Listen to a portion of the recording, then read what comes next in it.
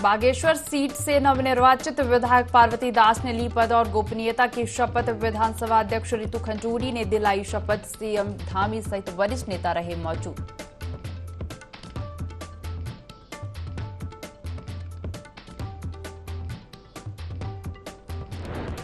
पूर्व मुख्यमंत्री हरीश रावत के नेतृत्व में कांग्रेस कार्यकर्ताओं ने किया सीएम आवास कूच। सीएम आवास से पहले ही प्रदर्शनकारियों को रोका। बाढ़ से प्रभावित किसानों को उचित मुआवजा देने की मांग।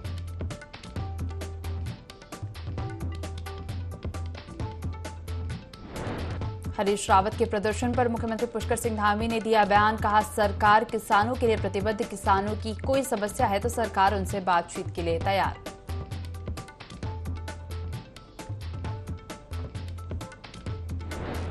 यूनिफॉर्म सिविल कोड विशेषज्ञ समिति का कार्यकाल तीसरी बार बढ़ा। 4 माह के लिए विस्तार के आदेश। सीएम धामी बोले, जल्द समिति सरकार को सौंपेगी अपनी रिपोर्ट।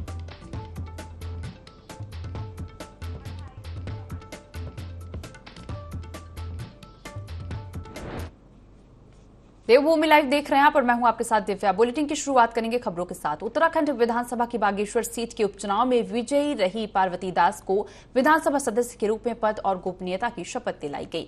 इस दौरान विधानसभा अध्यक्ष रितु खंजूरी ने पार्वती दास को शुभकामनाएं दी। साथ ही पूर्व कैबिनेट मंत्री स्वर्गीय चंदन राम दास को याद करते हुए कहा कि जिस तरह से बागेश्वर की जनता की सेवा उन्होंने की है, उसी तर्ज पर पार्वती दास जो कि नई सदस्य बनाई गई है, वो भी बागेश्वर की जनता के लिए कार्य करेंगी। वहीं नवनिर्वाचित विधायक पार्वती दास ने मुख्यमंत्री पुष्कर सिंह धामी और विधानसभा अध्यक्ष को धन्यवाद करते हुए कहा कि जो भी विकास कार्य बागेश्वर की जनता के लिए पूर्व कैबिनेट मंत्री द्वारा किए जा रहे थे, उन्हें पूरा किया जाएगा।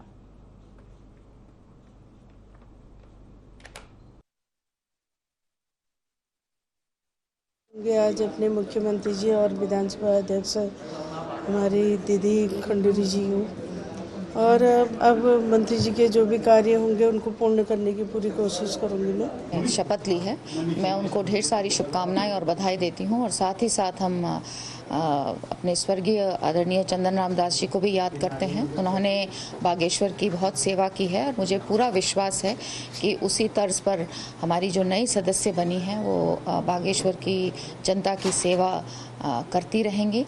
उनको मेरी ढेर सारी शुभकामनाएं और बधाई।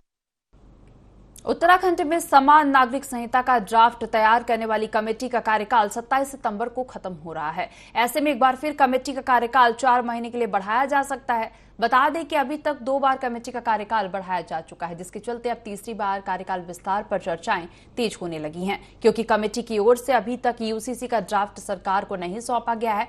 बता दें कि कमेटी की ओर से यूसीसी का ड्राफ्ट लगभग तैयार हो चुका है, जिसे जल्द ही सरकार को सौंप दिया जाएगा। पूर्व मुख्यमंत्री और कांग्रेस के वरिष्ठ नेता हरीश रावत ने कहा कि संविधान में यह स्पष्ट है कि जब तक केंद्र इसमें कानून लेकर नहीं आएगा, तब तक राज्य में कानून लागू नहीं हो सकता। यही कारण है कि कमेटी का कार्यकाल बढ़ाने की चर्चाएं तेज हो चुकी हैं। एक कथन को जब यूसीसी कहा जा रहा था, तब मैंने कहा था कि धामी जी बेगानी शादी में अब्दुल्ला दीवाना है। और मैंने उस दिन भी कहा था कि संविधान बिल्कुल स्पष्ट है इस विषय में कि एक कंकरेंट उसका सब्जेक्ट है। जब तक केंद्र इसमें कानून नहीं बनाएगा, तब तक जो है राज्यों का कानून बेहुदा हो जाएगा। तो अब अपनी झेप मिटाने के लिए जो है यूसीसी के चेयरमैन का कार्यकाल बढ़ाया जा रहा है।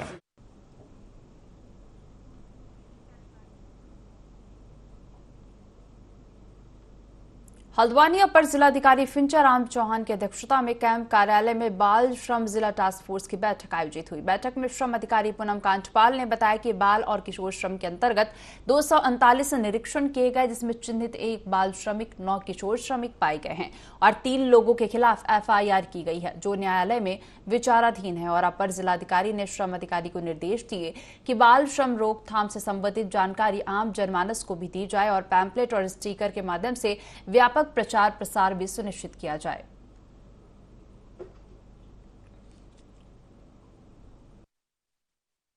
इसमें हर तीसरे महीने एक बैठक होती है, जिलाधिकारी महोदय की अध्यक्षता में बैठक होती है। जिलाधिकारी महोदय के निर्देश पर आज बैठक की गई। इसमें बाल श्रम अधिकारी थे और सीडब्ल्यूसी के मेंबर्स थे, जो एनजीओ थे वो लोग आए थे, शिक्षा विभाग से लोग आए थे। हमारे नैनीताल जनपद में भी बाल श्रम के पहले केस पाए गए हैं। 3 FIR भी पूर्व में हो चुके हैं जो अभी न्यायालय में विचाराधीन है। उसी की समीक्षा के संबंध में और आगे के लिए क्या रणनीति अपनानी उसको समीक्षा करने के लिए आज ये बैठक की गई है और हम इसको समय समय पर बैठक करते रहेंगे। अगर ऐसे भी कहीं भी सूचना मिलती है, चाहे आप लोगों के माध्यम से हो, समाज के माध्यम से हो, कि किसी क्षेत्र में, किसी संगठन में, किसी इंडस्ट्री में बाल श्रम किया जा रहा है या, तो हम उसमें एक्शन लेंगे और जो भी श्रम प्रवर्तन अधिकारी कह लो या श्रम प्रवर्तन एक्ट के तहत उसमें कार्रवाई की जाएगी।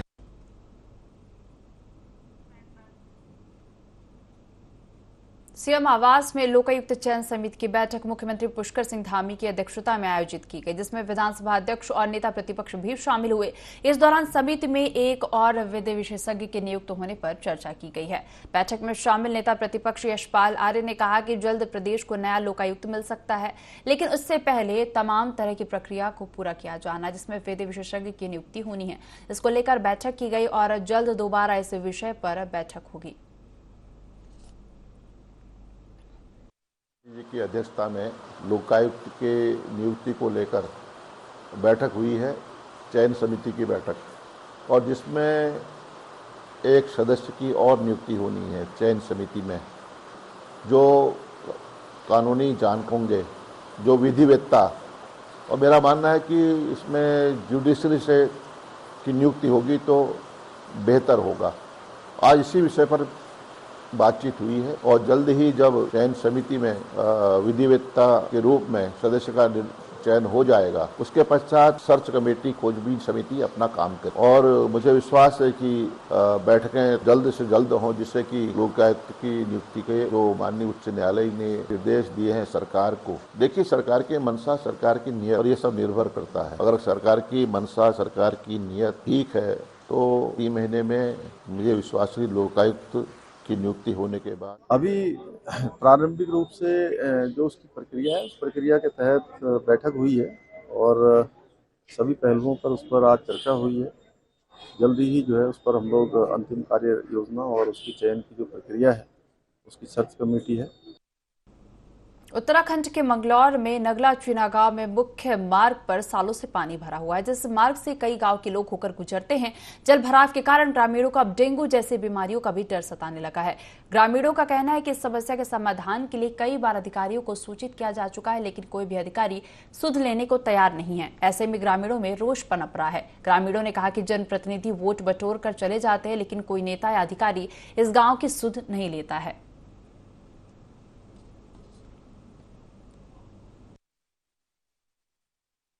सारा भाई हमने देखा नहीं, मामला खराब, हमने बहुत टक्कर मार ली, दूर दूर जाएगा, सब अधिकारियों का दिया, कोई सुनवाई है ही नहीं। हिंदुस्तान का लोकतंत्र खत्म हो गया क्या? पानी भर रहा, डेंगू हो रहा, बीमारी बहुत तगड़ी होकर फैल ली, कोई भी बच्चा स्वस्थ नहीं है, स्कूल में नहीं जा पा रहा। हम उसकी दवाई का इंतजाम करो, इसमें चारा लेने जा, हम खेत में ऊपर तक बन जा, कपड़े सब खराब हो जा हमारे। चीना में जो आप पानी का बता रहे हैं कि वहाँ पहले से कुछ विवाद की स्थिति रही है, लेकिन इस प्रकरण को दोबारा दिखवा लेते हैं ग्राम पंचायत विकास अधिकारी और ग्राम प्रधान को, जो है इसके लिए कि इसका निस्तारण कराएं और जो भी व्यवस्था हो सकती है फिलहाल उसको, जो जिससे कि गांव वालों को कोई परेशानी ना हो। तो वैकल्पिक व्यवस्था यही हो सकती है कि फिलहाल उनका पानी की निकासी वहाँ से करा दी जाए, साइड से करा लें वो। अगर वहाँ कोई विवाद है तो उस विवाद का जो निस्तारण जब तक नहीं होता तो वैकल्पिक व्यवस्था कर। लगातार हो रही सड़क दुर्घटनाओं को देखते हुए डीएम ने कड़ा रुख अख्तियार कर लिया है, जिसको देखते हुए भारी वाहनों में ओवरलोडिंग को रोक के लिए प्रथम चरण में लालकुआ से शुरुआत की गई। इस मिशन को अमली जामा पहनाने के लिए ARTO, इंटरसेप्टर और टास्क फोर्स को जिम्मेदारी सौंपी गई है। RTO नंद किशोर ने बताया कि लालकुआ में 123 वाहनों के चालान किए गए हैं, जबकि रात में तेज रफ्तार से फर्राटा भर रहे 200 बाइकर्स के भी चालान काटे गए हैं। बहरहाल अब देखने वाली बात यह होगी कि यह मुहिम कितने दिन तक चलती है और कितना ट्रैफिक में सुधार हो पाता है, ये तो आने वाला वक्त ही बताएगा।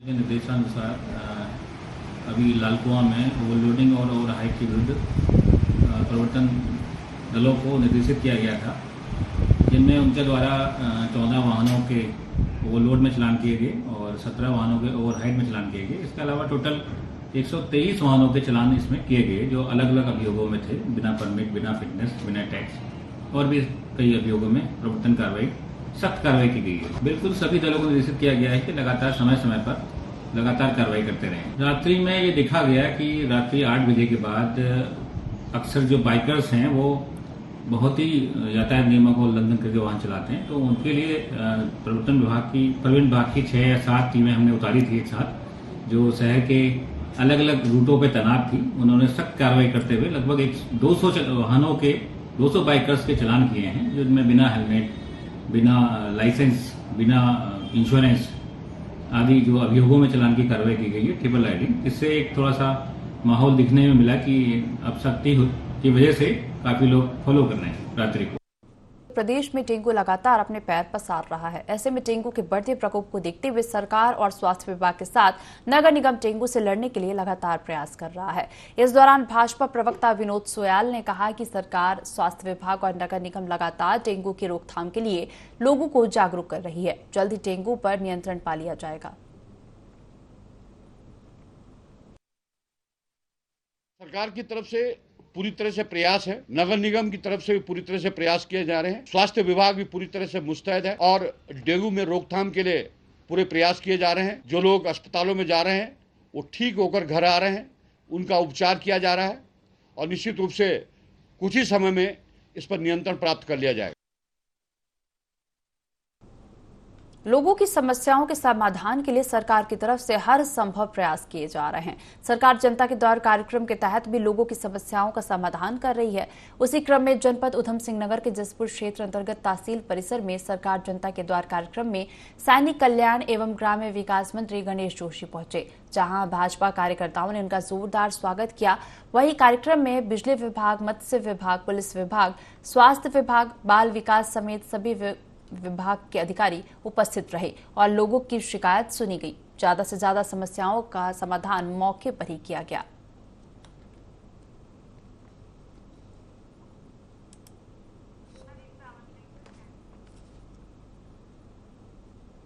खबरों में आगे बढ़ेंगे और रुक करेंगे अगली खबर का। देहरादून में बीते दिनों अंकिता भंडारी को न्याय दिलाने की मांग को लेकर महिला कांग्रेस ने मुख्यमंत्री आवास कूच किया था। इस दौरान सरकार के खिलाफ प्रदर्शन करते हुए महिला कांग्रेस की प्रदेश अध्यक्ष ज्योति राउतेला और शिवानी मिश्रा थापलियाल ने विरोध स्वरूप सिर मुंडवाया। वहीं भाजपा के प्रदेश अध्यक्ष महेंद्र भट्ट ने कांग्रेस की महिलाओं की ओर से उठाए गए इस कदम को सनातन धर्म का अपमान बताया है। इधर पूर्व मुख्यमंत्री हरीश रावत ने भाजपा पर पलटवार करते हुए कहा कि भाजपा को अपनी पार्टी के वरिष्ठ नेताओं के बारे में जानकारी लेनी चाहिए। स्वर्गीय सुषमा स्वराज ने साल 2010 में अपना सिर मुंडवाने की बात की थी, जबकि उमा भारती मुंडन करा चुकी हैं।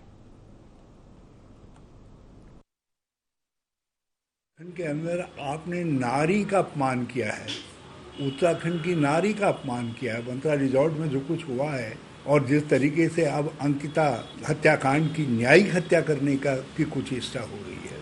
पहले आपने साक्ष्य नष्ट किए और वो वीआईपी जिसका जिक्र अंकिता ने स्वयं किया है, उस पर जिस तरीके से मुख्यमंत्री से लेकर के दिल्ली तक सब मौन है। क्रोध की ये जो नारी शक्ति का क्रोध है, ये क्रोध ज्योति रौतेला और उनके सहयोगियों ने जो बाल मुड़ाए हैं, ये उससे परिलक्षित होता है, उसको ध्वनित करता है। और ये यदि हम नारी के आक्रोश को इन्होंने अब भी अनसुना किया। नशे के खिलाफ नैनीताल पुलिस और एसओजी की टीम को बड़ी सफलता मिली है। पुलिस ने 1 किलोग्राम से अधिक स्मैक के साथ 3 बड़े तस्करों को गिरफ्तार किया है। पुलिस ने एक मोटरसाइकिल भी जब्त की है। पकड़े गए आरोपी उत्तर प्रदेश के रहने वाले हैं। एसएसपी प्रहलाद नारायण मीणा ने बताया कि जिले में नशे के खिलाफ चलाए जा रहे अभियान को अब तक की सबसे बड़ी सफलता मिली है। अब तक इतनी बड़ी मात्रा में स्मैक बरामद नहीं की गई थी। एसओजी और लालकुआ कोतवाली पुलिस ने नशे के खिलाफ यह बड़ी कामयाबी हासिल की है। अंतर्राष्ट्रीय बाजार में बरामद की गई स्मैक की कीमत 1 करोड़ बताई जा रही है।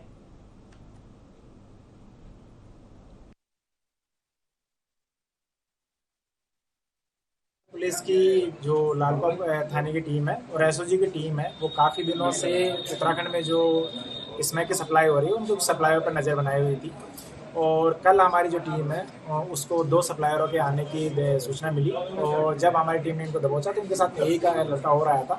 तो इस तरीके से कल 3 सप्लायरों को हमने गिरफ्तार किया है और इनसे लगभग 1100 ग्राम के आसपास जो स्मोक है उसकी बरामद की। इनमें से एक जो अभी पकड़ा गया है वो उत्तर प्रदेश पुलिस में सिपाही है और उसकी तैनाती वर्तमान में बरेली। उत्तराखंड सरकार की ओर से समान नागरिक संहिता पर सुझाव देने के लिए गठित विशेषज्ञ कमेटी का कार्यकाल 4 महीने बढ़ गया है। गृह विभाग की ओर से इसके आदेश जारी किए गए हैं। बता दें कि राज्य सरकार ने पिछले साल मई में सुप्रीम कोर्ट की पूर्व जज जस्टिस रंजना प्रकाश देसाई की अध्यक्षता में समान नागरिक संहिता का ड्राफ्ट तैयार करने के लिए 5 सदस्यों वाली विशेषज्ञ कमेटी गठित की थी। कमेटी को रिपोर्ट देने के लिए पहले 6 महीने का समय दिया गया था, जिसे पहले 2 बार बढ़ाया जा चुका है। कमेटी का वर्तमान कार्यकाल 27 सितंबर को समाप्त हो रहा है, लेकिन कमेटी की रिपोर्ट नहीं मिलने के कारण कार्यकाल फिर 4 महीने के लिए बढ़ा दिया गया है। मुख्यमंत्री पुष्कर सिंह धामी का कहना है कि सरकार को पूरी उम्मीद है कि इस बार समिति यूसीसी का ड्राफ्ट सरकार को सौंपेगी और यूसीसी का ड्राफ्ट सरकार को मिलते ही इसे लागू करने की दिशा में सरकार बढ़ेगी।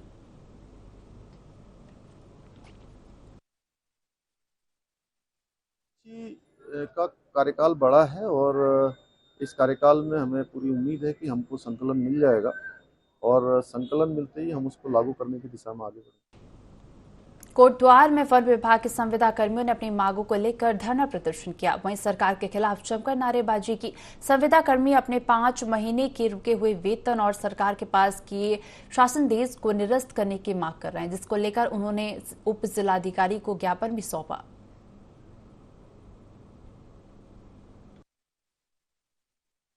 नंबर 1 पे यह है कि हम कालागढ़ टाइगर रिजर्व प्रभाग में 10 से 15 वर्षों से विभाग में कार्यरत हैं और हमको 5 माह से वेतन का भुगतान नहीं हुआ है। संज्ञान में शासन ने एक आदेश जारी करा है कि जो पद के सापेक्ष नहीं है उनका वेतन भुगतान पर रोक लग गई है। तो हमने इस संबंध में डीएफओ साहब से कई बार वार्ता कर ली है, पीसीसीएफ हॉफ साहब से, कार्मिक चीफ से, वित्त नियंत्रक चीफ से, और लगातार हम 4 तारीख से आज 21 तारीख के कार्य बहिष्कार में बैठे हैं। इसी समय में आज उप जिलाधिकारी महोदय कोटद्वार को हम माननीय मुख्यमंत्री को ज्ञापन सौंपने आए हैं कि हमारे मांगों पर शीघ्र निस्तारण किया जाए और इनका 5 माह का रुका हुआ वेतन और आगे की सेवा उपनल के माध्यम से जारी रखी जाए। कोटद्वार में वन विभाग ने संविदा कर्मियों ने अपनी मांगों को लेकर धरना प्रदर्शन किया। वही सरकार के खिलाफ जमकर नारेबाजी की। संविदा कर्मी अपने 5 महीने के रुके हुए वेतन और सरकार के पास ये शासनादेश को निरस्त करने की मांग कर रहे हैं, जिसको लेकर उन्होंने उप जिलाधिकारी को ज्ञापन भी सौंपा है। तो संविदा कर्मियों ने धरना प्रदर्शन किया है और इसके साथ ही आपको बता दें उप जिलाधिकारी को ज्ञापन सौंपा। इसके साथ ही रुके हुए वेतन की मांग कर रहे हैं। कोटद्वार में वन विभाग ने संविदा कर्मियों ने अपने मांगों को लेकर धरना प्रदर्शन किया। वहीं सरकार के खिलाफ जमकर नारेबाजी भी की और उप जिलाधिकारी को ज्ञापन सौंपा है। इसके साथ ही रुके हुए वेतन की मांग कर रहे हैं संविदा कर्मी और सरकार के खिलाफ जमकर नारेबाजी भी की।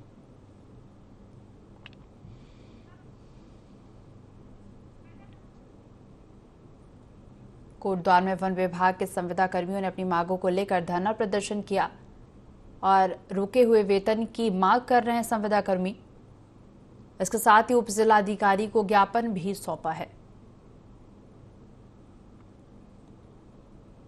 खबर कोटद्वार से आपको बता रहे हैं, जहां वन विभाग के संविदा कर्मी अपनी मांगों को लेकर धरना प्रदर्शन कर रहे हैं और प्रदर्शन करते हुए उप जिलाधिकारी को ज्ञापन भी सौंपा है। इसके साथ ही सरकार के खिलाफ जमकर नारेबाजी भी की और रुके हुए वेतन की मांग कर रहे हैं।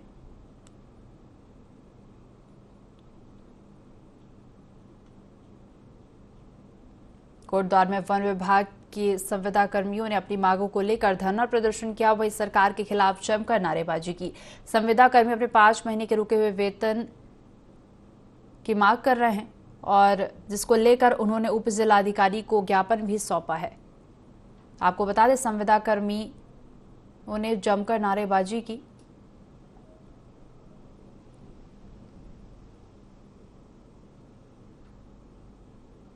खबर कोटद्वार से बता रहे हैं, जहां वन विभाग के संविदा कर्मी अपनी मांगों को लेकर धरना प्रदर्शन कर रहे हैं।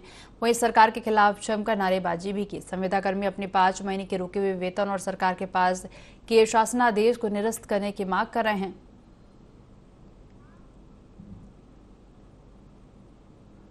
जिसको लेकर उन्होंने उप जिलाधिकारी को ज्ञापन भी सौंपा है।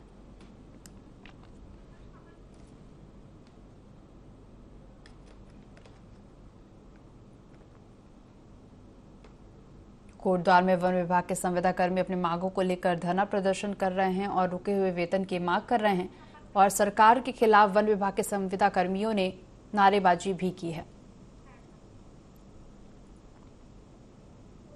राजधानी देहरादून के सचिवालय में उत्तराखंड सचिवालय संघ के नवनिर्वाचित पदाधिकारी का शपथ ग्रहण समारोह संपन्न हुआ। इस समारोह में मुख्यमंत्री पुष्कर सिंह धामी ने निर्वाचित सदस्यों को शपथ दिलाई। इस अवसर पर कर्मचारियों ने कहा कि उत्तराखंड के विकास में वह मुख्यमंत्री के साथ कदम से कदम मिलाकर काम करेंगे। साथ ही मुख्यमंत्री ने कर्मचारियों को भरोसा दिलाया कि जो भी समस्याएं हैं उनको वह दूर करेंगे। सीएम धामी ने कहा कि सचिवालय से ही राज्य के निर्माण की दशा और दिशा तय होती है और उन्हें पूरा भरोसा है कि नई कार्यकारिणी अपनी जिम्मेदारी के साथ राज्य के विकास में पूरा योगदान देगी। वहीं सचिवालय संघ के नवनिर्वाचित अध्यक्ष ने पूरे मनोयोग के साथ अपने कार्य का निर्वहन करने और राज्य के विकास में अपना योगदान देने की बात कही।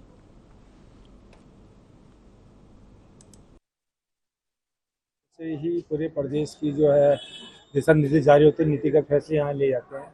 तो यहाँ पे सचिवालय कर्मचारियों की बहुत महत्वपूर्ण भूमिका होती है क्योंकि इसके लिए हमने एक संकल्प लिया है, कार्यक्रम बहुत ढंग से कर रहे हैं पहले से, कि हम और ज़्यादा इसमें सहयोग करेंगे और जितना हो सकेगा उसके लिए हम पूरी तरह से हम माननीय मुख्यमंत्री जी के अनुसार ही हम कार्य को आगे बढ़ाएंगे। सचिवालय हमारा एक ऐसा संस्थान है जहाँ से पूरे राज्य को संचालित करने का काम होता है। हमारे अधिकारीगण कर्मचारीगण उस काम को लगते हैं और सचिवालय संघ के लोगों का बहुत बड़ा योगदान है। राज्य को आगे बढ़ाना है, राज्य को हर दिशा में श्रेष्ठ राज्य बनाना है, हर क्षेत्र में हमको विकास की योजनाओं को धरातल पर उतारना है। तो उसके लिए हमारे अधिकारियों का कर्मचारियों का निश्चित रूप में उसमें पूरी तरह से सम्मिलन, पूरी तरह से सहयोग, पूरी तरह से उत्तरदायित्व एक कार्य व्यवहार होना चाहिए।